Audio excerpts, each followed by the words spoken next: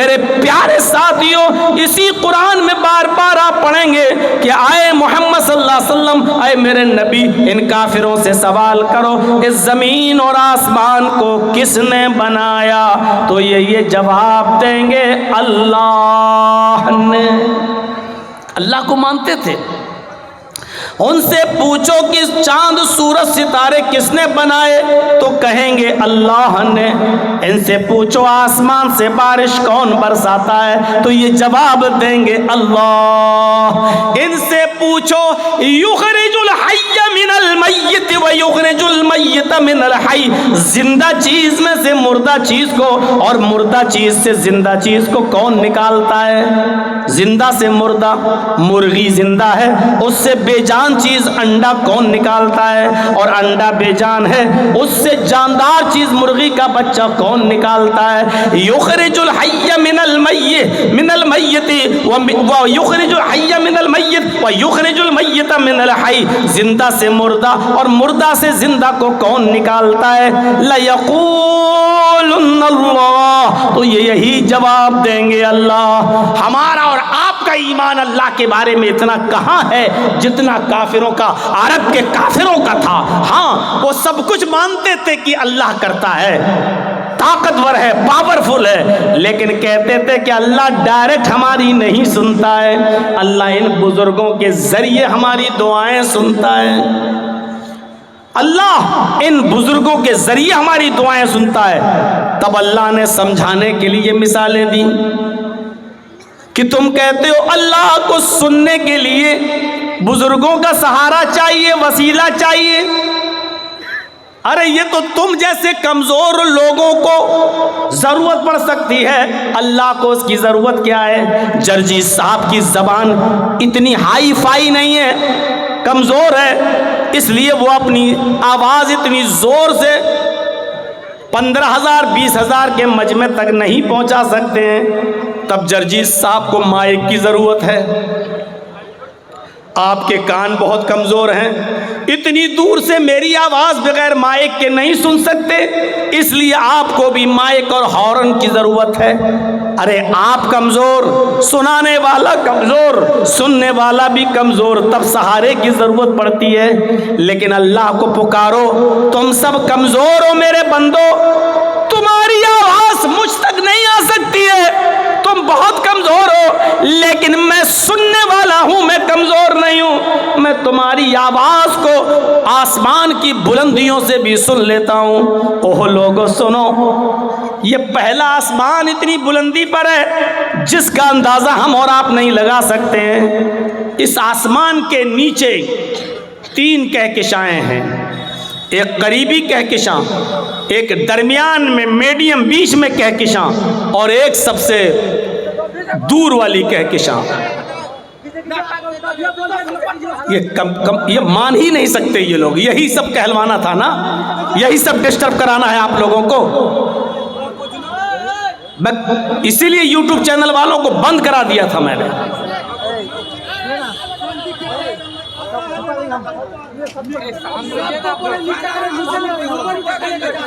ارے یہ لوگ لاکھوں روپے کما رہے ہیں بھائی، یہ لوگ نہیں کریں گے۔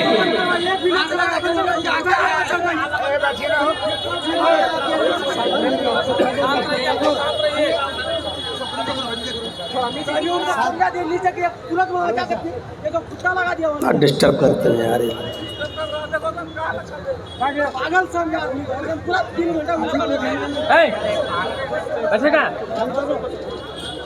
سب اسٹینڈ ہٹا کے اپنے اپنے ہاتھ میں لے کے بنائیے۔ تو چلیے اسٹینڈ ہٹا دیجیے، اپنے اپنے ہاتھ میں لے لیجیے موبائل۔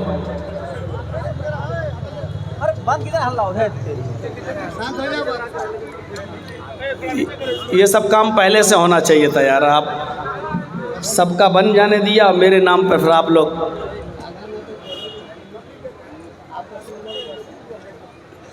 کوئی ایسا طریقہ اپنائیے کہ آپ کا بھی کام ہو، پیچھے والوں کو بھی ڈسٹرب نہ ہو۔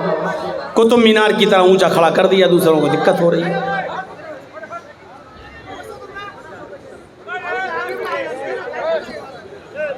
اے بچوں، جس کو ابھی جانا ہو چلے جاؤ، بیچ میں ہم نہیں جانے دیں گے اٹھ کے۔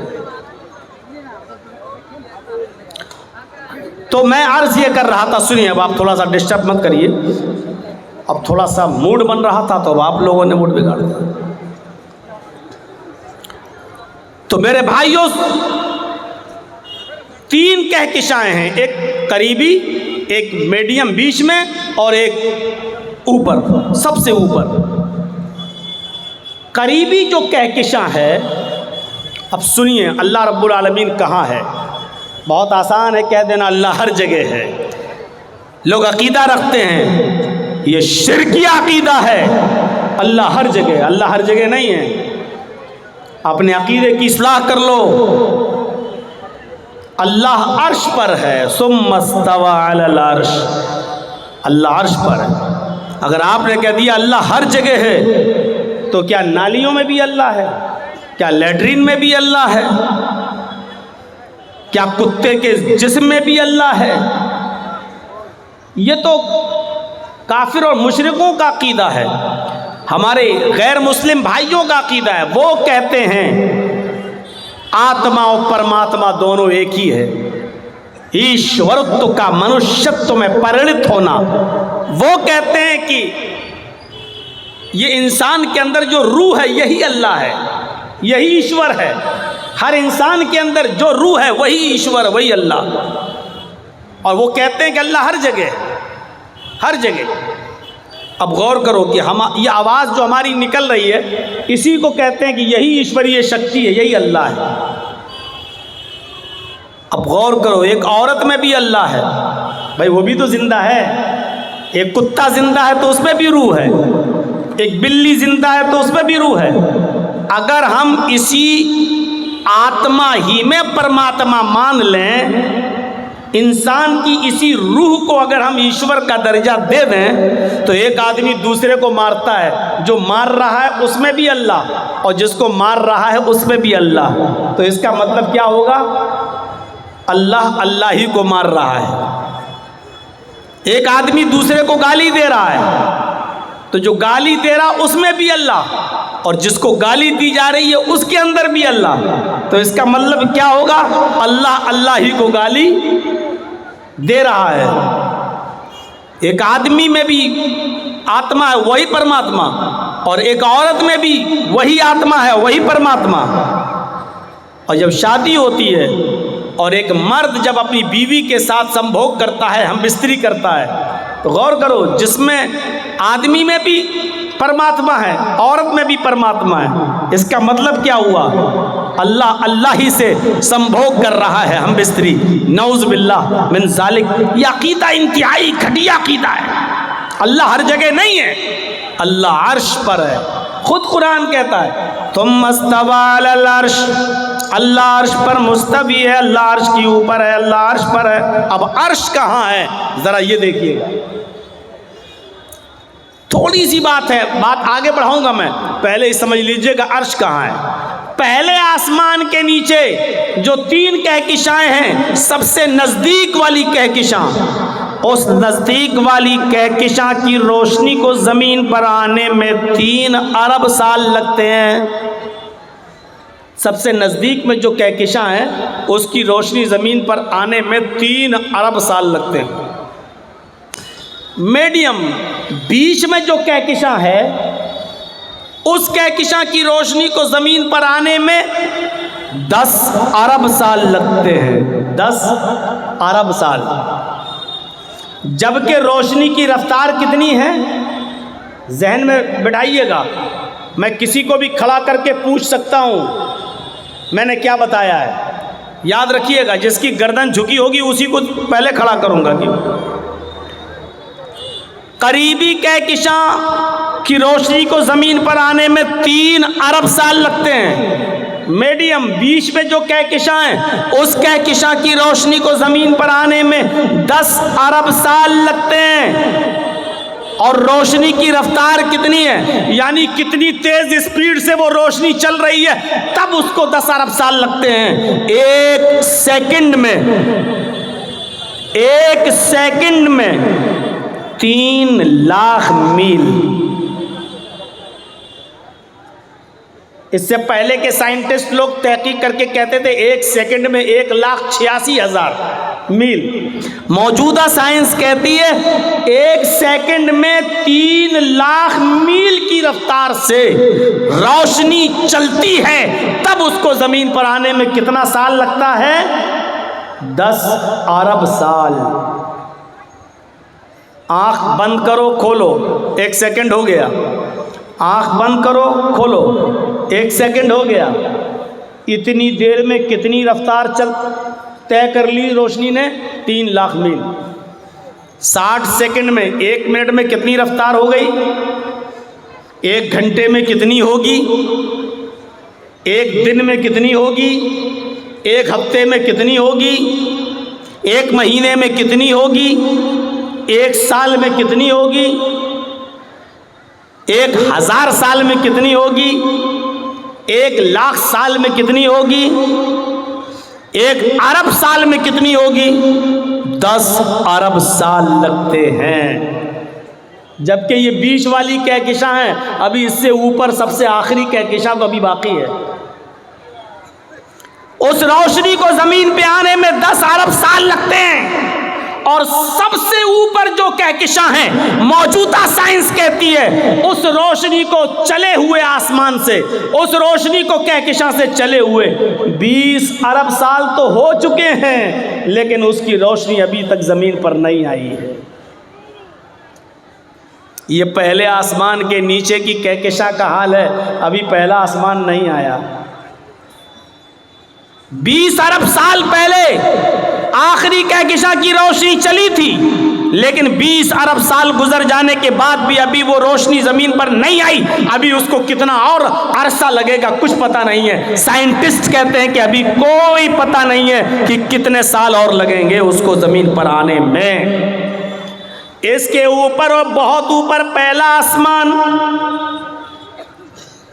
پھر پہلے آسمان سے دوسرے آسمان پر آپ جائیں گے تو پھر عمر لگے گی 500 سال. پہلے آسمان پر پہنچیے آپ، اس کے بعد پہلے آسمان سے دوسرے آسمان پر جائیں گے تو پھر عمر چاہیے 500 سال. دوسرے آسمان سے تیسرے آسمان پر جائیں گے تو پھر عمر چاہیے 500 سال. تیسرے آسمان سے چوتھے آسمان پر جائیے پھر عمر چاہیے 500 سال. چوتھے سے پانچویں پر 500 سال، پانچویں سے چھٹے پر 500 سال، اور چھٹے سے ساتویں پر 500 سال. اب ساتویں آسمان کے اوپر بھی ابھی عرش نہیں آیا. پڑھی حدیثیں بخاری وغیرہ کی. ساتویں آسمان کے اوپر پھر 500 سال کا سفر کریے تو ایک سمندر. اللہ تعالیٰ کا عرش پہلے سمندر میں تھا. اللہ کا عرش پہلے سمندر پہ تھا. حدیثیں ہمیں یہی بتاتی ہیں. 7ویں آسمان پر سفر کرنے کے بعد 500 سال کا، اس کے بعد میں آئے گا سمندر. پھر اس سمندر کو کراس کریے 500 سال میں، اس کے بعد پھر سفر کریے.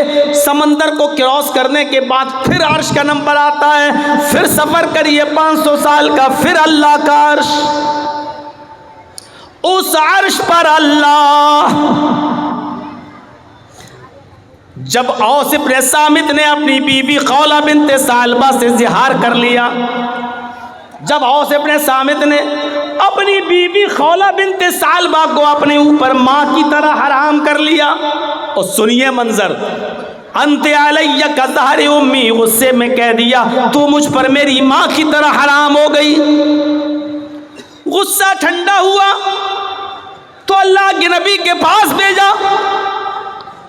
دروازہ کھٹکھٹایا، اللہ کے نبی نے دروازہ کھولا، اور جیسے ہی دروازہ کھولا تو حضرت عائشہ کھڑی ہیں. خولہ بنت ثعلبہ کہتی ہے میں آپ کے نبی سے، اللہ کے رسول سے میں ملنے آئی ہوں، اجازت ملتی ہے. اللہ کے نبی اور خولہ بنت ثعلبہ گفتگو کر رہے ہیں. خولہ کہہ رہی ہیں اے اللہ کے نبی، مجھے میرے شوہر نے مجھے اپنی ماں کی طرح حرام کر لیا ہے، غضب ہو گیا ہے. بچوں کو کون کھلائے گا پلائے گا؟ ہمارے لیے کوئی راستہ بتائیے، ہم کیا کریں؟ اللہ کے نبی فرماتے ہیں اب کوئی راستہ نہیں ہے، اب تم اپنے شوہر پر حرام ہو چکی ہو، تم ان کے لیے جائز نہیں ہو، اب تو تم حرام ہو چکی ہو۔ اللہ کے رسول کے پاس کوئی وحی نہیں آئی تھی، ابھی تک کوئی احکام نازل نہیں ہوئے تھے، اس لیے اللہ کے نبی منع کر دیے۔ حضرت عائشہ فرماتی ہیں میں اسی حجرے میں، اسی کمرے میں ایک کونے میں بیٹھی ہوئی تھی، مشکل سے 2-3 میٹر کی 2-3 گز کی دوری ہوگی۔ 2-3 گز کتنا ہوا؟ جیسے یہ موبائل اسٹینڈ لگا ہوا وہاں، اور یہاں حضرت عائشہ کہتی میں بیٹھی ہوئی تھی، وہاں اللہ کے نبی اور خولہ بنت ثعلبہ باتیں کر رہی ہیں، وہ دونوں اتنی آہستہ باتیں کر رہے ہیں، وہ دونوں اتنی آہستہ گفتگو کر رہے ہیں کہ لم اسمع کلامہما، کہ ان دونوں کی گفتگو کو میں سن نہیں پا رہی تھی، ان دونوں کی آواز مجھے سنائی نہیں دے رہی تھی، مجھے پتہ نہیں کہ وہ دونوں کیا بول رہے ہیں، کیا باتیں کر رہے ہیں، خولہ کیا شکایت کر رہی ہیں اور اللہ کے نبی کیا جواب دے رہے ہیں۔ فرماتی ہیں کہ ان دونوں کی گفتگو کو میں سن نہیں پا رہی تھی، آسمان سے جبرائیل آئے، فرمایا آئے محمد صلی اللہ علیہ وسلم جس گفتگو کو تمہاری بیوی نہیں سن پا رہی ہے، حضرت عائشہ کو پتہ نہیں ہے کہ وہ دونوں کیا باتیں کر رہے ہیں، اس عورت کی گفتگو کو اللہ نے سن لیا۔ قد سمع اللہ قول التی تجادلک فی زوجہا وتشتکی الی اللہ۔ اے محمد صلی اللہ علیہ وسلم، اللہ نے اس عورت کی فریاد کو سن لیا، اللہ نے اس عورت کی دعا کو سن لیا جو آپ سے اپنے شوہر کے بارے میں بات کر رہی تھی اور بحث کر رہی تھی، تکرار کر رہی تھی اور آپ سے کہہ رہی تھی کوئی راستہ نکالو۔ آپ کی بیوی عائشہ تو سن نہیں پا رہی ہیں، اسی کمرے میں ہے لیکن سن نہیں پا رہی ہیں۔ واللہ یسمع تحاورکما، اللہ تم دونوں کی گفتگو کو سن رہا تھا۔ آپ اندازہ لگائیے کتنی بلندی سے، کتنی اونچائی سے۔ ابھی پہلے آسمان کی دوری بتائی میں نے نا، قریبی کہکشاں، میڈیم بیچ کی کہکشاں اور آخری کہکشاں، اس کے بعد پہلا آسمان، اس کے بعد دوسرا آسمان، تیسرا، چوتھا، پانچواں، چھٹا، ساتویں آسمان کے اوپر سمندر اور سمندر کے اوپر اللہ کا عرش۔ اتنی بلندی پر ہونے کے باوجود وہ کہہ رہا ہے کہ میں تم دونوں کی گفتگو کو سن رہا تھا۔ یہ ہے پاور، یہ ہے طاقت۔ وہاں لوگ کیا باتیں کر رہے ہیں جرجیز کے کانوں میں نہیں جا رہی ہے، اور جرجیز کیا بول رہا ہے آپ بھی بغیر مائک کے نہیں سمجھ پا رہے ہیں اور نہیں سن پا رہے ہیں۔ اس پنڈال کے باہر اس طرف عورتیں ہماری ماں بہنیں آئی ہوئی ہیں، بغیر مائک کے وہ بھی جرجیز کی آواز نہیں سن سکتی، کیونکہ سنانے والا بھی کمزور اور سننے والا بھی کمزور۔ لیکن اللہ کو جب کوئی پکارتا ہے تو پکارنے والا کمزور ہوتا ہے، سننے والی ذات کمزور نہیں ہوتی۔ اقرأ باسم ربک الذی خلق، پڑھو اس رب کے نام سے۔ سب سے پہلے تعلیم رب کے پہچان کی دی جا رہی ہے، اللہ کی معرفت کی دی جا رہی ہے۔ آپ نے اپنی اولاد کو سب سے پہلے تعلیم کیا دی؟ ہر مسلمان غور کرے جو یہاں بیٹھا ہوا ہے، آپ اپنے بچوں کو تعلیم کیا دیتے ہیں؟ اللہ کے نبی فرماتے ہیں جب گھر میں بچہ پیدا ہو اور جب وہ تھوڑا تھوڑا بولنا شروع کرے تو اس کی زبان سے پہلا لفظ نکلواؤ اللہ اللہ اللہ۔ جب وہ تھوڑا سا اور بڑا اور بولنے لگے تو اس کی زبان سے سب سے پہلے جملہ ادا کرواؤ لا الہ الا اللہ لا الہ الا اللہ لا الہ الا اللہ۔ پھر فرمایا جب وہ 7 سال کا ہو جائے تو اس کو نماز پڑھنے کا حکم دو، نماز کی طرف لے جاؤ، اس کی عادت ڈلواؤ نماز پڑھنے کی۔ 7 سال کا 7 سال کا جب ہو جائے تو اس کو نماز کے لیے لے کے جاؤ اپنے ساتھ، کبھی پڑھے گا کبھی چھوڑے گا، بہت زیادہ سختی کرنے کی ضرورت نہیں ہے، عادت ڈلوائیے۔ لیکن 3 سال تک پریکٹس کرانے کے بعد، 3 سال تک عادت ڈلوانے کے بعد، اب جب اس کی عمر 10 سال ہو جائے تو پھر کسی بھی قیمت پر اب اس کو اپنے گھر پہ نہیں چھوڑیے، جیسی اذان ہو نماز کے لیے اس کی تاکید کیجیے، نہ پڑھے تو ماریے، نہ پڑھے تو پیٹیے۔ فَاضْرِبُوهُمْ، ان کو مار مار کر مسجد میں لاؤ نماز پڑھنے کے لیے۔ آپ کہیں گے صاحب بچہ پھر تو مار کے ڈر سے نماز پڑھے گا۔ آج کل بہت یہی تو سوال ہوتے ہیں نا، مولانا مدرسے میں جو بچے پڑھتے ہیں بیچارے اٹھنا تھوڑی چاہتے فجر میں، وہ تو استاذ کے ڈر سے نماز پڑھ لیتے ہیں۔ آپ کی بات اپنی جگہ پر صحیح ہے، لیکن اس کا مطلب کیا ہے کہ عادت ڈلوانا چھوڑ دیا جائے؟ نہیں، عادت ڈلوائی جائے گی۔ 7 سال سے لے کر 10 سال تک پریکٹس کراؤ، اور 10 سال کے بعد بھی نماز نہ پڑھے تو مارو، اور مار مار کے اس کو مسجد کی طرف لاؤ۔ ہم نے اور آپ نے اپنی اولاد کو تعلیم دی تو کہ میں یہ نہیں کہہ رہا ہوں کہ انگریزی تعلیم مت دیجیے، آج ضرورت ہے انگریزی تعلیم کی بھی، آج ضرورت ہے آپ کے بچوں کو فزکس کی بھی، آج ضرورت ہے کیمسٹری کی بھی، آج ضرورت ہے بایو کی بھی، آج ضرورت ہے ان تمام چیزوں کی۔ اور قرآن و حدیث میں کہیں منع نہیں ہے، اللہ کے رسول نے کہیں نہیں کہا کہ اپنی اولاد کو قرآن نہ پڑھاؤ، کہیں نہیں کہا کہ اپنی اولاد کو قرآن، یہ نہیں کہا کہ دنیا کی تعلیم نہ دو۔ بہت سے مولوی اسٹیج پہ آئیں گے اور کہیں گے دنیا چھوڑو، دنیا چھوڑو، دنیا چھوڑو، دنیا سے دور ہو جاؤ، دنیا سے بے رغبتی اختیار کرو، دنیا کے خلاف تقریر کریں گے۔ لیکن قرآن کہتا ہے کہ بغیر دنیا کے تم رہ نہیں سکتے ہو، بلکہ دنیا میں رہو تو دنیا بھی مانگو اور آخرت بھی مانگو۔ اور دعا سکھلائی اللہ تعالیٰ نے کہ تم یہ دعا مانگو، ربنا آتنا فی الدنیا حسنۃ وفی الآخرۃ حسنۃ وقنا عذاب النار۔ دنیا بھی مانگو اور آخرت بھی مانگو۔ اس سے صاف پتہ چلتا ہے کہ آپ کو اپنی اولاد کو مدرسے میں بھی پڑھانا ہے اور دنیاوی تعلیم بھی دینا ہے، صرف اس کو مسجد کا امام بنا کر مت چھوڑو۔ مدرسے سے نکلا، پڑھ کے نکلا، بیچارہ اسٹیشن پر گیا، اس کو اپنے گاؤں کا ٹکٹ نکالنا ہے، دوسرے سے کہہ رہا ہے میرا فارم بھر دیجئے، اس بیچارہ دوسرا آدمی اس کا فارم بھر کے سمجھ رہا ہے یہ لڑکا جاہل ہے، فارم نہیں بھر پاتا ہے، جاہل ہے۔ 8 سال مدرسے میں، 10 سال مدرسے میں پڑھنے کے بعد بھی ہمارے مدرسے کے بچوں کو ریزرویشن فارم بھرنا نہ آئے اور دنیا والوں کی نظروں میں وہ جاہل کہلائیں، تو یہ بھی ایسا بھی نہیں ہونا چاہیے۔ آج مدرسوں کو اتنا اسٹرانگ کریے میرے بھائیوں کہ وہاں کمپیوٹر کی بھی تعلیم ہو۔ جرجیت صاحب کا ایک دور تھا جب آپ کے علاقے میں اور یہاں جب آتے تھے تو اٹیچی بھر کے کتابیں لایا کرتے تھے، اٹھتی نہیں تھی اٹیچی، 5 6 10 کتابیں بھر کے چلتے تھے، مطالعہ کرتے تھے، کبھی اس کتاب کو دیکھ کے تیاری کرنا ہے، کبھی اس کتاب کو۔ اور آج یہ زمانہ آ چکا ہے کہ کتابیں جرجیت صاحب کی الماری میں رکھی ہوئی ہیں اور موبائل میں وہ ساری کتابیں ڈاؤن لوڈ ہیں، ڈاؤن لوڈ۔ صرف ہمارے اس موبائل میں 20,000 کتابیں موجود ہیں، پوری ایک لائبریری ہے۔